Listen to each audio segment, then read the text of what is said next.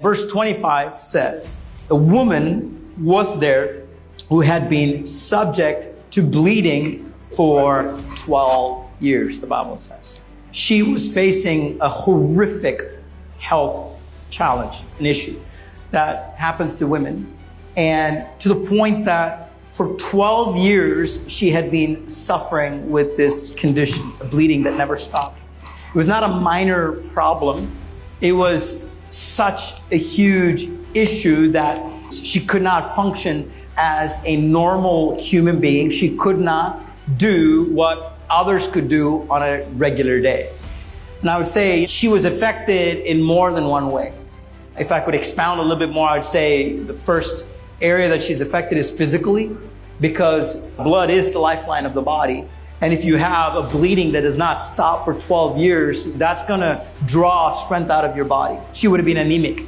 She would have been extremely fragile, weak over the course of time, not able to function in a normal way. She would not have been able to do everyday activities with normal strength. She would have been so depleted of her strength that she would have had to have depended on the help of other people to do normal activities. And she would have had to really been able to just to do small things, expended a lot of energy to do them. So it was not a small little physical ailment. It was a major physical issue that she was struggling with. And then not only was she physically affected, I would say socially, she was discarded. She was outcast.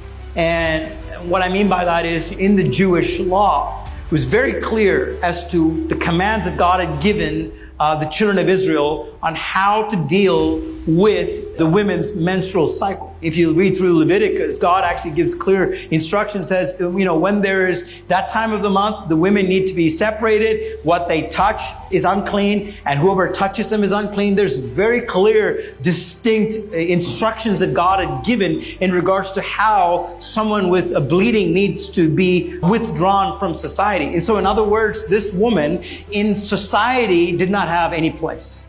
She couldn't go to a synagogue and even sit in the outer courts and listen to a teaching because she was not allowed in there. You can't be among people. You can't move. You can't interact with people. In the eyes of the people, you were unclean.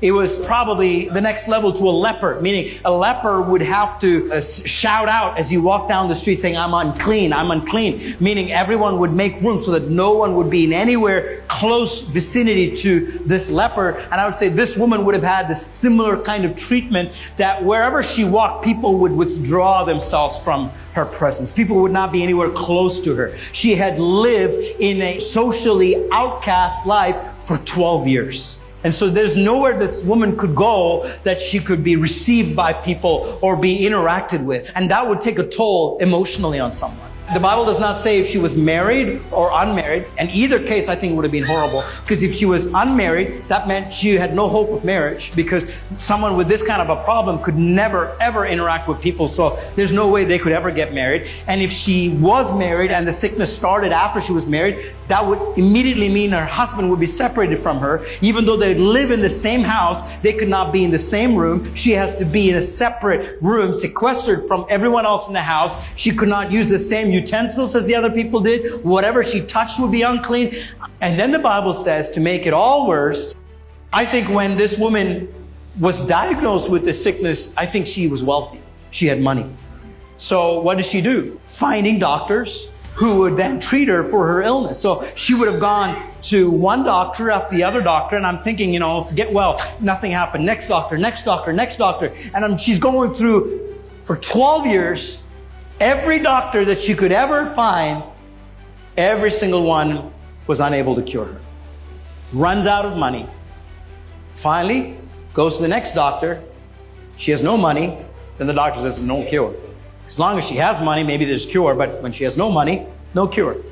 She's left in a state of hopelessness. And I love what the Bible says. It was in this predicament she heard about Jesus. Oh, isn't that incredible? Yeah? God has a way of knocking on our door when we are at the end of our rope.